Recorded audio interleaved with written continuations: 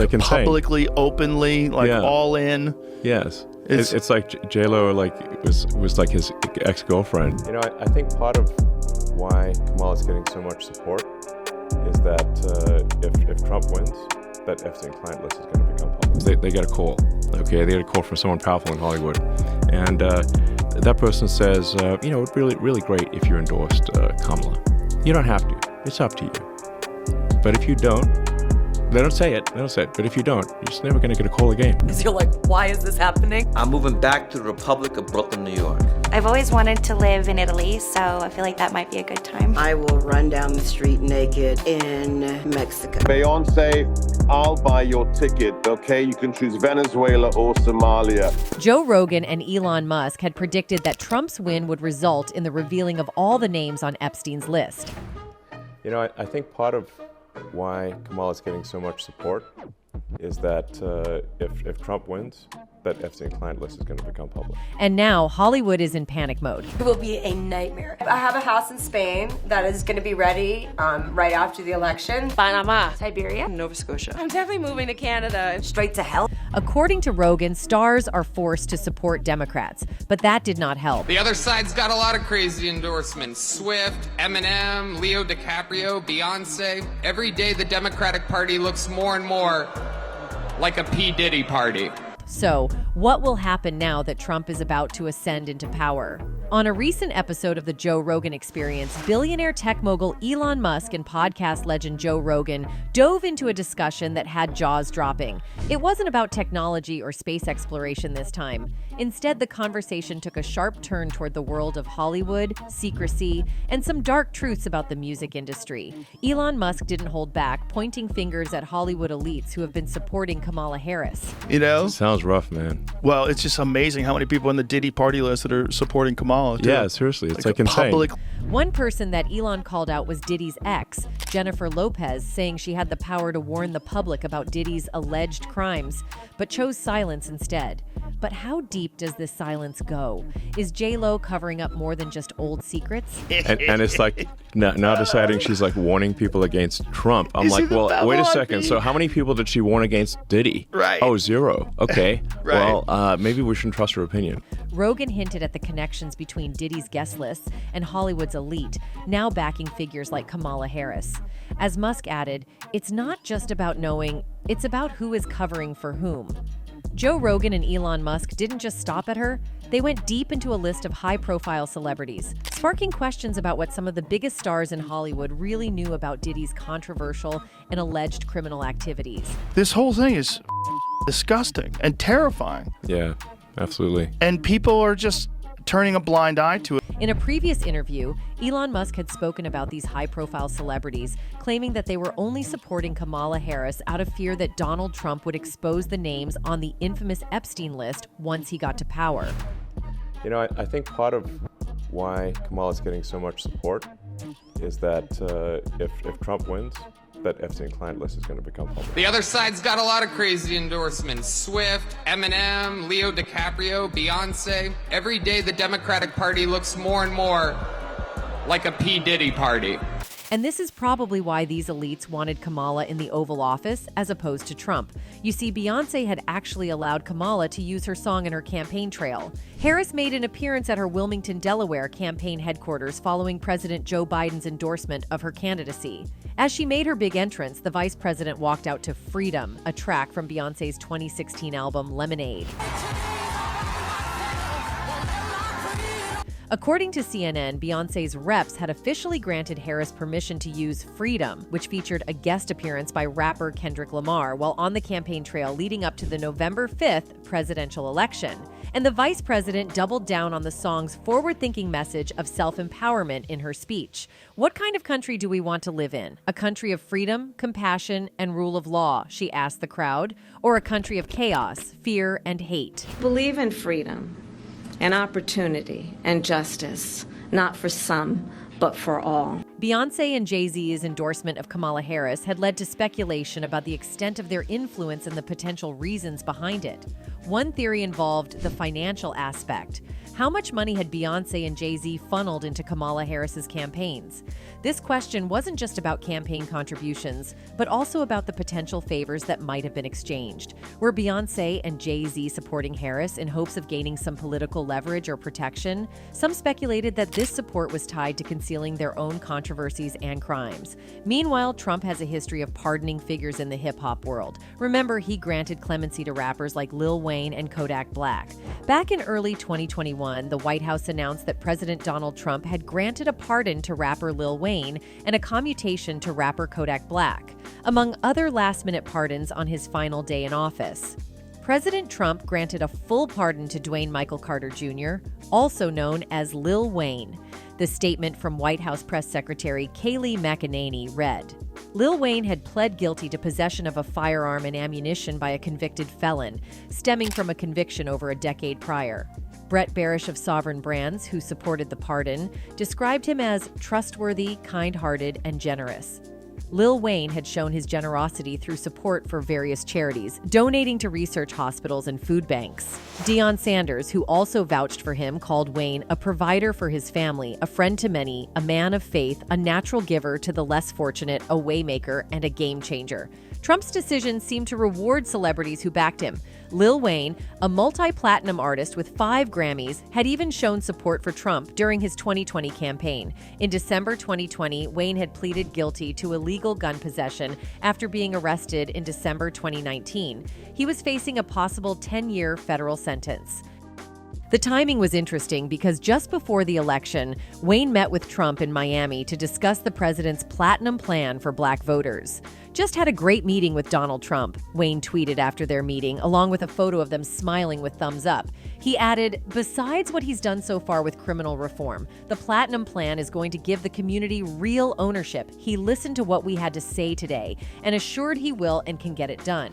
He's like, this is how he told me. He was like, I refuse to see anybody go down for something they don't need to be going down for. It's like, and that not somebody I'm a huge fan of. On the other hand, Kodak Black, known for his hit Tunnel Vision, was another big name on Trump's list. Raised in Pompano Beach, Florida, Kodak had been arrested multiple times, facing gun, drug, and misconduct charges.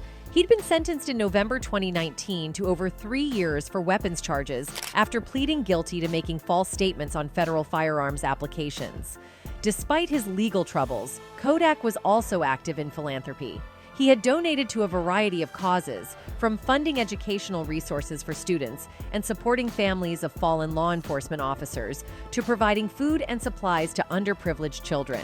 Even while in prison, Kodak made headlines by donating $50,000 to Barstool Sports' Barstool Fund, supporting small businesses impacted by the pandemic, specifically restaurants in his hometown. Now this begs the question, could Trump make a deal with Diddy to get info on others in exchange for leniency? And if Diddy's files get out, the fallout could be massive. Think about what it would mean for everyone from Cardi B to Jay-Z anyway, with multiple women stepping forward with allegations of misconduct and an industry lawyer claiming there's more mind-blowing evidence. Diddy's empire is in jeopardy. But here's where it gets interesting. Tony Busby, a lawyer involved in Diddy's case, has hinted at names beyond Diddy himself. Names that could bring some of Hollywood's most iconic figures to their knees. We're talking about billionaires, icons, and legends. And maybe 2 names in particular, Jay-Z and Beyoncé. The day will come when we will name names other than Sean Combs, and there's a lot of names. It's a long list already. Anyway, let's tackle the Epstein Island rumors. Beyoncé and Jay-Z have faced controversy before, but this is on another level. There have been whispers for years, but now serious allegations are coming to light. Corey Holcomb, in a now viral interview, claimed he saw Beyoncé and Jay-Z on Epstein's infamous island. But what were they doing there? And why haven't they addressed these accusations? In the controversial interview, Holcomb didn't hold back, accusing the superstar couple of being involved in some shocking activities. His statements have sparked widespread debate and raised eyebrows across the entertainment industry. Everybody going to see Beyonce, but let me tell you something. I think it is highly offensive for people who are smart enough to really know what's happening. Holcomb's tirade began with his disdain for the public's adoration of Beyoncé, questioning the morality behind her fame.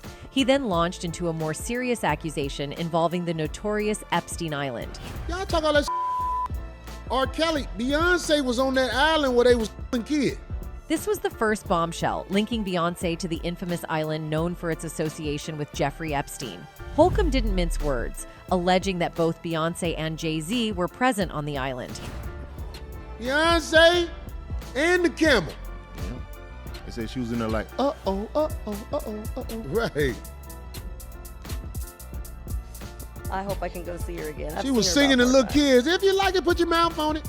Holcomb further insinuated that Beyonce's presence on the island was not just a visit, but a deeper involvement, mocking the idea that she was performing inappropriate acts. It's like you give her a pass. You give her a pass.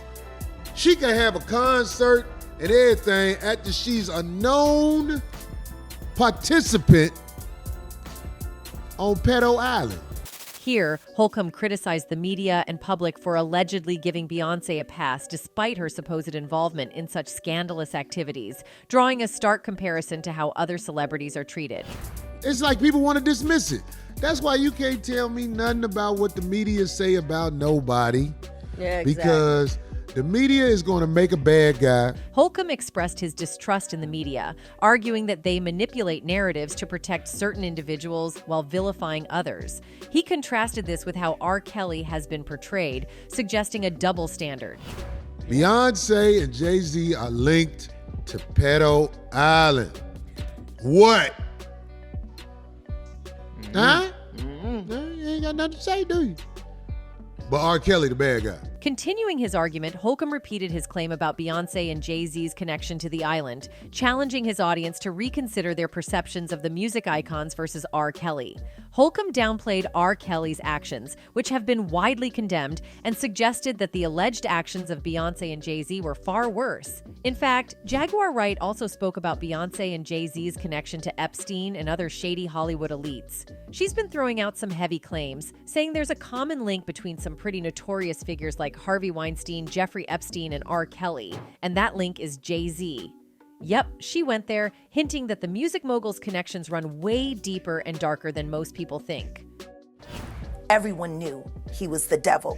He's been the devil for 30 years. Now, if you've been following all the controversies surrounding these big names, this isn't exactly shocking. Jay-Z has always had that mysterious vibe, massive success, but there's always been a hint of something shady in the background. And as for Jaguar, she's never been one to hold back from stirring things up, whether people buy into what she's saying or not. She's definitely grabbing more attention now, especially with Diddy's legal troubles in the spotlight, and she's here, tying it all back to Jay-Z. He's the acceptable monster at this time, like R. Kelly was the last time I sat on this couch. In a recent interview, Jaguar made bold accusations, suggesting that Jay-Z orchestrated the downfall of Diddy. These claims have sparked intense debate and speculation within the music industry. Jaguar, known for her candid commentary, did not mince her words as she delved into the alleged manipulation and exploitation within the music business. During the interview, Jaguar raised crucial questions, probing the timing and motives behind Diddy's current predicament. During her candid conversation, Wright drew parallels to the handling of controversial figures in the industry, drawing comparisons to R. Kelly's downfall and hinting at an alleged pattern orchestrated by Jay-Z. And when asked about who might be next in line within this purported series of orchestrated events, Wright pointedly mentioned Sean "Diddy" Combs, suggesting that Jay-Z was setting him up for a fall. Y'all don't see the lineup? Yeah, we see the lineup. I'm just waiting to see who's next. Jay-Z is setting Diddy up. Wright went on to detail a sequence of alleged manipulations by Jay-Z, referencing past associates and collaborators. According to her claims, Jay-Z had lined up figures like Damon Dash and the late Notorious Big, supposedly stealing their life and identity. These accusations bring forth a complex narrative of betrayal and power dynamics within the music industry's upper echelons. He lined up D. Haven, stole his life and identity. He lined up and Beigel, stole his life and identity. He lined up Dame Dash, stole his life identity, and took his love, Wright stated, painting a picture of calculated actions against key figures in rap history. The most shocking assertion made by Wright was her insinuation that Jay-Z's intentions extended to R. Kelly, another embattled figure in the music industry. He wants to be the one, she claimed. hinting at Jay-Z's alleged desire for dominance or control within the narrative of these high-profile incidents. But is there any truth to these accusations? According to Jaguar, Big L's death was just the beginning of a string of mysterious incidents that paved Jay-Z's way to the top. Big L met his demise in a drive-by shooting on February 15, 1999. He was shot 9 times, 5 in the chest and 4 in the face. The police named a few people as suspects, but ultimately landed on Gerard Woodley, Big L's childhood friend, as the main suspect.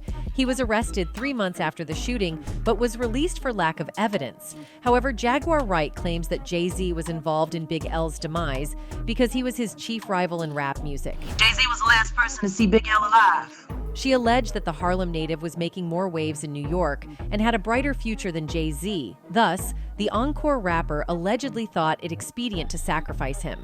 Her rants revealed that Jay-Z was part of an Illuminati sect and that Big L's sacrifice was to pave the way for his success, which came once the 2000s rolled in.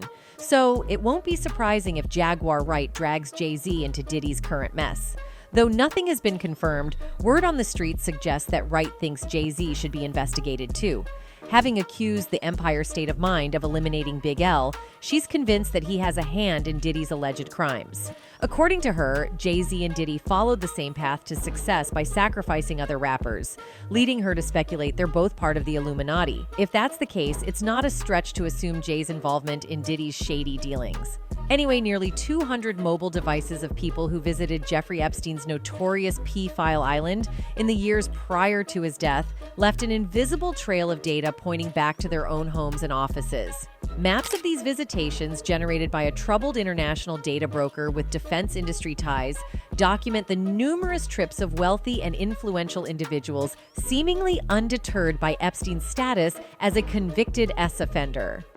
Wired investigations revealed that cell phone data from around 200 cell phones linked to visits on Little St. James Island, Jeffrey Epstein's private island, have been leaked. The data amassed by Near Intelligence, a location data broker roiled by allegations of mismanagement and fraud, reveals with high precision the residences of many guests of Little St. James, a United States Virgin Islands property where Epstein is accused of having groomed, assaulted, and T-ficked countless women and girls. Prosecutors say that some ladies were as young as 14. The former Attorney General of the U.S. Virgin Islands alleged that girls as young as 12 were T-ficked to Epstein by those within his elite social circle. The coordinates that Near Intelligence collected and left exposed online pinpoint locations to within a few centimeters of space. Visitors were tracked as they moved from the Ritz-Carlton on neighboring St. Thomas Island, for instance, to a specific dock at the American Yacht Harbor, a marina once co-owned by Epstein that hosts an impressive array of pleasure boats and mega yachts. The data pinpointed their movements as they were transported to Epstein's dock on Little St. James, revealing the exact routes taken to the island. The tracking continued after they arrived. From inside Epstein's enigmatic waterfront temple to the pristine beaches, pools, and cabanas scattered across his 71 acres of prime archipelagic real estate. The data compiled by Near captures the movements of scores of people who sojourned at Little St. James as early as July 2016. The recorded surveillance concludes on July 6, 2019, the day of Epstein's final arrest.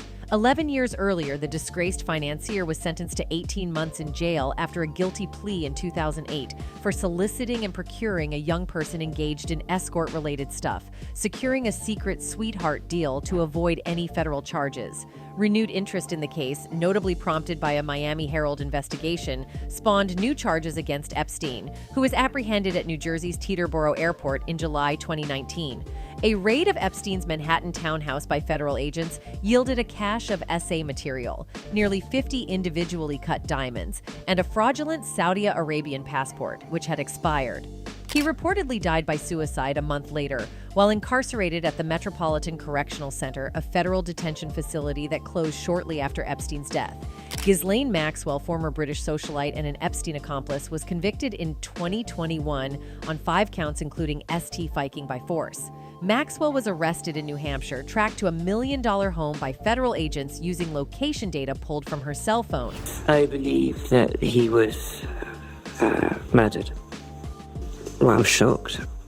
And I wondered how it had happened. I obviously wish I'd never met him. Little is known publicly about Epstein's activities in the decade prior to his 2019 arrest. The majority of women who came forward that year to accuse the convicted pedophile in court say they were assaulted in the 90s and early 2000s. The guests to Epstein's islands came from across the world and from the highest ranks of society, celebrities and scientists, and members of royal families, touching down in a private jet and then boarding a helicopter to the island. Its owner liked to call it Little St. Jeff. The locals called it Pedophile Island. It was in the Virgins that Epstein registered as a S offender in 2010, following his first conviction for prostitution in 2008. He also based his shell companies in a small, unmarked office in a seaside strip mall on St. Thomas, alongside a Sam's Mini Mart and a salon called Happy Nails. In 1998, he bought Little St. James from venture capitalist Arch Cummin via a shell company, reportedly paying just under $8 million. The new owner quickly scoured away all the native vegetation and replaced it with 40-foot palm trees. Starting in 2007, Epstein began a massive program of building and remodeling that drew suspicion from local officials. His main compound nearly doubled in size, sprouting into a plush mansion with an outside terrace connecting the master bedroom and the swimming pool, along with a desalination system. Satellite photos show a sprawling network of terraces, cottages, beach houses, swimming pools, docks, utility buildings, a helipad, a tennis court, slipways, some kind of enclosed lake or lagoon, and various huts of unknown purpose, all connected by palm-lined roads where golf buggies ferried guests from place to place. A journey across the island reportedly took about 5 minutes. At the other end from Epstein's manor is a squat, boxy blue and white striped structure often referred to as a temple, surrounded by a terrace with a red labyrinth motif. It previously had a golden dome and 2 gold statues on its roof. In the days before his 2008 conviction, Epstein would visit Little St. James 2 or 3 times a month, staying several days at a time. One former employee described it as a Zen-like retreat, where the financier would stroll around in flip-flops with meditative music playing from speakers and the women often sunbathing topless. There were always women, of course, frequently attractive, sometimes suspiciously young on the arms of Epstein or one of his many guests, or sometimes ferried over in groups aboard a 38-foot boat called the Lady Ghislaine, reportedly after Epstein's longtime associate, Ghislaine Maxwell. The island had a staff of about 70, from groundskeepers and gardeners through laundry ladies to on-call boat captains. They wore black or white polo shirts and were sworn to strict secrecy, with instructions to stay out of Epstein's sight when doing their work. They were also forbidden to enter either of Epstein's 2 offices in the main manor, one of which housed a closely guarded steel safe. Of course, there were always guests. Among the famous names reportedly hosted by Epstein were theoretical physicist Stephen Hawking, Nobel laureate Lawrence Krauss, comedian Chris Tucker, Victoria's Secret magnate Liz Wexner, model Naomi Campbell, former Tony Blair aide Lord Peter Mandelson, and Prince Andrew of the United Kingdom. It has been claimed that Bill Clinton was also a guest, though he denies ever having been there. Can you comment on the alleged allegation of your connection with Jeffrey Epstein?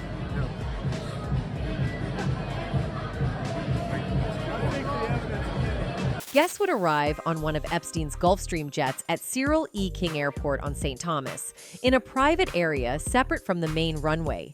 They would then be shuttled to Little St. James on one of Epstein's black helicopters. Epstein was fond of treating the guests, reportedly paying for a submarine to be modified to give a seabed tour to Professor Hawking, who had never been underwater before. One former employee described it as like a 5-star hotel where nobody paid. Authorities made several attempts to investigate Little St. James. As an offender, Epstein was required to re-register every year, and officials did try to visit the island in 2018 to verify his address. But according to the Attorney General's complaint, Epstein refused the officers' entry at the dock, claiming it was his front door, and insisted on meeting them in his office on St. Thomas. He also made employees sign confidentiality agreements that banned them from talking to law enforcement and required them to report any inquiries to Epstein. Monitoring a S offender with his own private islands and the resources to fly victims in and out on private planes and helicopters represented unique challenges and allowed the Epstein enterprise to limit scrutiny, the complaint says. In addition, both Little St. James and Great St. James are protected areas due to their coral reefs and wildlife. Local planning officials suspected Epstein of exceeding his building permits, and the Attorney General's complaint says that he was fined thousands of dollars for breaking environmental rules. Yet that kind of money was nothing to Epstein. Anyway, here's where Elon Musk's influence really comes in. What if Musk, with his reach and reputation, is setting the stage for even more revelations to come out? Maybe even pressuring these figures to address what's been whispered about for years? With Musk having the resources, influence, and audacity to expose these alleged secrets, it's clear why Beyoncé and Jay-Z might want him quiet. But with Musk, silencing him is no easy feat. He's gone toe-to-toe with governments, agencies, and entire industries. So Hollywood? That's just another opponent. And unlike other media personalities who've tried exposing Hollywood's secrets, Musk has the financial and social clout to protect himself. So as more unfolds, the question remains, are Beyoncé and Jay-Z actually afraid of what the infamous list might reveal? Or is this just the beginning of a bigger movement that Musk and Trump are hinting at? Hollywood might be powerful, but as Musk has shown, it's not untouchable. If this client list really does come out, it could shake the entertainment world to its core, dragging some of its biggest stars into the spotlight in a way they've never experienced before. And maybe that's what Beyoncé fears most. Anyway, that's it for this video, folks. Bye.